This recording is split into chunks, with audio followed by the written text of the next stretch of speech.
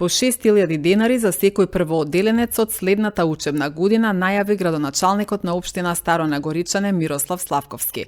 Општината продолжува и со поддршката за секое новороденче и дополнителни средства за семејството за трошоци за вода. Се планира и ослободување од плаќање надомест за комунален смет за одредена група граѓани. На кој начин општината ги поддржува деветооделенците и за сите останати субвенции од изјавата во продолжение. Во делот на јавниот превоз исто имаме проблеми, значи општината на последната седница донесе одлука за субвенционирање на линијата на превоз за превоз што е од Куманово до село Деловце, затоа што имаме мал број на корисници, реално изведувачите не се во тој дел покриени, нема доволен број на патници, општината излезе во пресред на превозникот и на населението за да се одржи таа линија, да функционира. Ќе инвестираме од наши средства, ќе дадеме субвенција за таа линија да биде функционална. Ќе работиме во нареден период и на линијата за село Бајловце. Таа линија беше активна до 2016 година, од 2016 е укината поради незаинтересираност, односно нерентабилност на истата. Компаниите неколку пати имаме распишуване јавен оглас, не се пријавува никој затоа што немаме интерес за истата. Сега ќе направиме напори да направиме измена на возниот ред, односно да дозволиме на истиот превозник кој би бил заинтересиран да влегува во Младо Нагоричане, да покриеме дел на барањата на жителите од Младо Нагоричане и да успееме да обезбедиме превоз за тие лица, макар еднаш дневно одење и враќање. Значи, ќе биде успех затоа што скоро 10 години немаме превоз и е штета. Значи, одсечени се без никаков јавен превоз. Со одлука на Совет, односно сега е веќе предлог одлука, на наредната седница ќе донесеме одлука за зголемување на средства. До сега во општината за првооделенчиња, за сите запишени првооделенчиња, 4.000 денара беше износот за првооделенчен. На предлог на мој предлог и на предлог на Советот ќе биде одлука предложена од 6.000 денари да биде, значи од есен тој дел продолжува поддршката во однос на секое новороденче кое што ќе биде родено на територија на општина Старо Нагоричане со родители на адреса на живење на општина Старо Нагоричане, односно на еднократната помош е 30.000 денари, плюс доколку се корисници на вода од јавното комунално претпријатие 15 кубни метри во период од 2 години. Доколку не се корисници, се исплаќа износ за тие средства што ги му следуваат, иако не се корисници на вода од јавното предпријатие. Потоа, општината ќе остане сојузник на учениците на деветолетка, односно децата кои идат на екскурзија, наставничка екскурзија, средства од општината ќе бидат целосно покриени од општината. Тродневна екскурзија се организира во месец мај. Мислам дека прва година беше лани успешно реализирана, сега ќе биде втора година, значи остануваме покровители на тој проект од општината.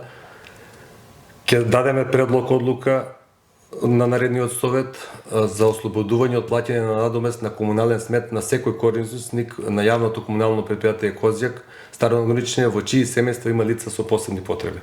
Значи, тој дел ќе го финансира општината, односно средствата ќе ги покрива општината на јавното претпријатие, лицата ќе поднесуваат соодветни барања, ќе има комисија формирана и за истите ќе ги ослободиме од надомест за плаќање на комунален отпад.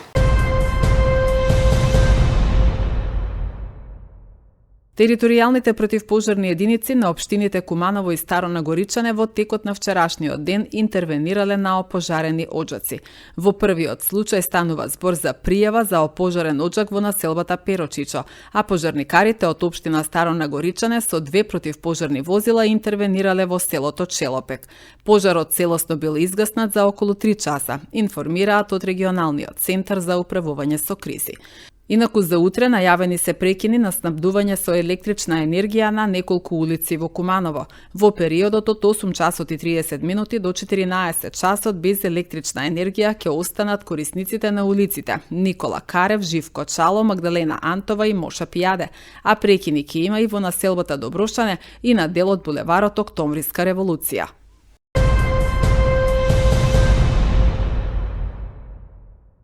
Општина Куманово преку соопштение испратено до медиумите ги информира сите сопственици на неисправни, хаварисани и отпадни моторни возила кои се оставени на јавно прометна површина, дека согласно одлуката за комунален ред потребно е да ги одјават во одделението за управни работи Куманово, а со добиената потврда за одјава граѓаните треба да се јават во секторот за инспекцијски надзор, инспекторатот при општината, со цел возилата да бидат отстранети на сметка на колективен постапувач. На подрачјето на општина Куманово евидентирани се над 70 хаварисани возила, истакна председателката на Советот на општината Ивана Ѓоргиевска во емисијата Став.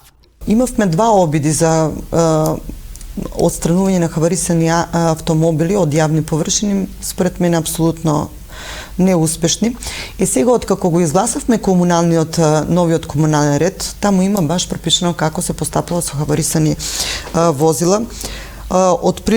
И затоа што инсистирам секоја одлука што ќе дојде на Совет на општина Куманово и во која што ќе гласат советниците, треба да биде и имплементирана. Затоа повикав, инициирав една средба, повторна средба, со главните чинители кои треба да го решат овој проблем, а тоа се инспекција, комунална инспекција и инспекција за животна средина. На состанокот беше поканет раководителот Бобан Бојковски, кој исто така заинтересиран оваа акција навистина да успее, началникот на СВР Куманово, сектор за сообраќај, началникот на сектор за сообраќај, на општи управни постапки во општина при СВР кој е на републичко ниво.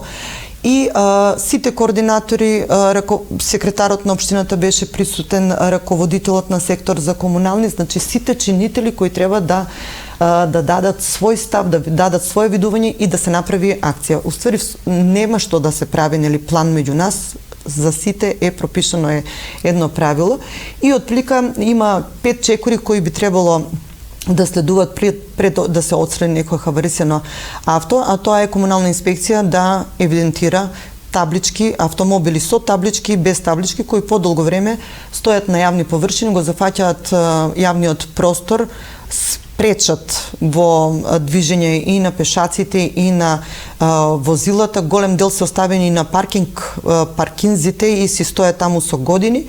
Некои се веќе и дрвја поминуваат низ нив. Значи долго време стојат. Значи прво евидентирање на тие автомобили од страна на комунална инспекција. Мислам дека во централното градско подрачје имаат веќе евидентирано 70 или 80 такви автомобили. Потоа тој список го доставуваат до СВР, СВР проверува кој е собственикот, го повикуваат, се гледа дали го регистрирал автомобилот.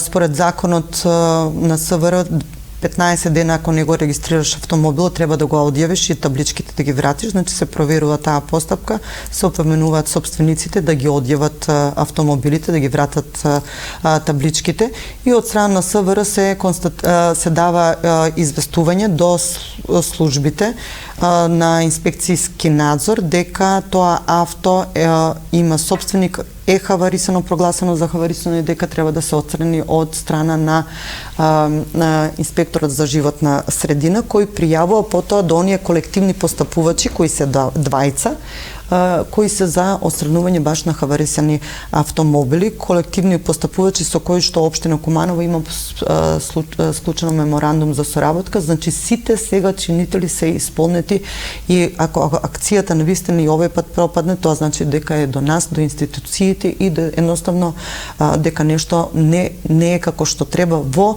применувањето на законските одредби.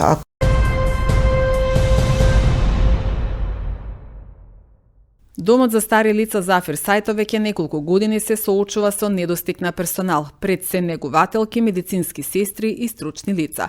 И покрај тоа што институцијата во време на ковид кризата доби согласности за неколку нови вработувања. Сепак бројката на потребниот персонал кој директно е вклучен во работата со корисниците е многу поголема, посочува директорот Дејан Стојановски. Инаку Зафир Сајто е првата институција во Куманово која започна да се загрева на гас уште во 2011 година. Природниот гас нуди ефтино и еколошко грејење, а јавното предпријатие Куманово газ континуирано вложува во инфраструктурата за негово дистрибуирање до установите, компаниите, стамбените објекти, домовите. Прашањето за вработување е едно, така да кажем, горливо прашање и не само за нашата институција. Да, јавноста треба да знае дека тоа практично е системски проблем кој што го имаат слични институции на нашата, меѓутоа, како наш проблем не се на некој начин провлекува повеќе од 6-7 години, каде што практично, иако добивме некој мал број на согласности, значи пред ковид периодот и после ковид периодот, ние ги реализиравме како такви, меѓутоа сето тоа не беше доволно, затоа што во меѓувреме имавме и колеги кои што заминуваа во пензија или своеволно ја напуштаа институцијата, така да постојано сме под тој некој праг и норматив кој што едноставно треба да го имаме според бројка на вработени, а во однос на бројот на корисници кои што ги имаме во институцијата. И најчесто и најмногу ни треба, значи, оној персонал кој што директно е вклучен во работата со корисниците, а тоа се негователски персонал, медицински персонал и се разбира потоа стручен персонал, како што се работен терапевт, социјален работник, физиотерапевт. Никогаш, да кажеме, таков кадар не е вишок во еден ваков тип на институција и со вакви габарити. Грејењето на газ, како што знае јавноста, е едно од подобрите или најдобрите грејења кои што може да си ги приушти не само една институција, туку и домаќинство. Ние сме првата институција во градот која што е приклучена на газ уште од 2011 година. Практично од тогаш домот се затоплува на газ и негде затоплуваме околу 3300 квадрати. Топло во институцијата, пријатно е. Да, имаше периоди кога заради различни проблеми, политички и економски, имало намалување или комбинирање на грејење со нафта. Тоа особено се случи во периодот кога беше ковид кризата. Тогаш бевме во ситуација да комбинираме, значи со грејење со нафта и грејење со газ. Сега сме целосно на грејење со газ и задоволни сме.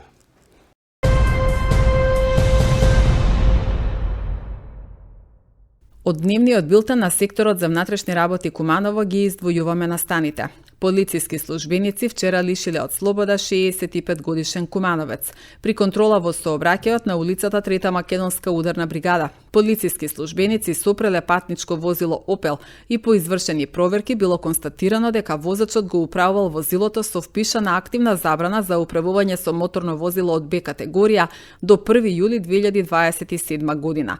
По добиени насоки на јавен обвинител, возилото и возачките документи се одземени. По целосно документирање на случајот против него ќе следува соодветна пријава. Полициски службеници од секторот за внатрешни работи Куманово вчера вечер во 21 часот лишиле од слобода 25 годишен жител на селото Малотино, општина Старо Нагоричане. Тој се сомничи дека во Челопек физички нападнал 86 годишна жена од истото село. Тој бил приведен во полициска станица и по целосно документирање на случајот против него ќе следува соодветна пријава.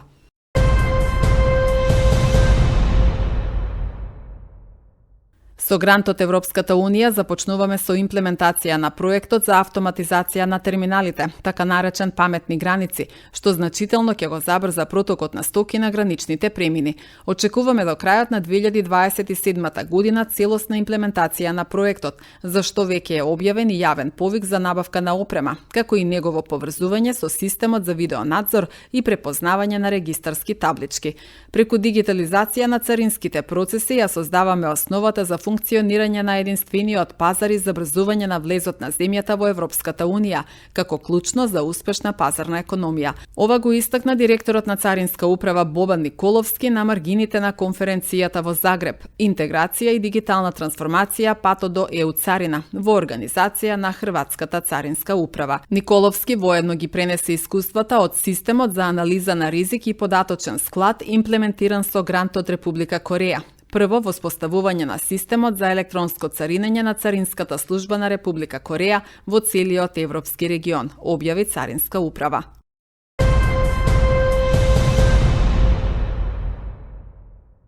Во Скопје во текот на изминатото деноноќие на различни локации полициски службеници од СВР Скопје лишиле од слобода 30 годишна Кумановка и 17 годишна малолетничка од Скопје, бидејќи кај нив била пронајдена и одземена марихуана, како и 37 годишен граѓанин на Виница, затоа што кај него биле пронајдени и одземени марихуана и други предмети за кои постои сомнение дека се предмет на сторено кривично дело кражба, соопшти Министерството за внатрешни работи.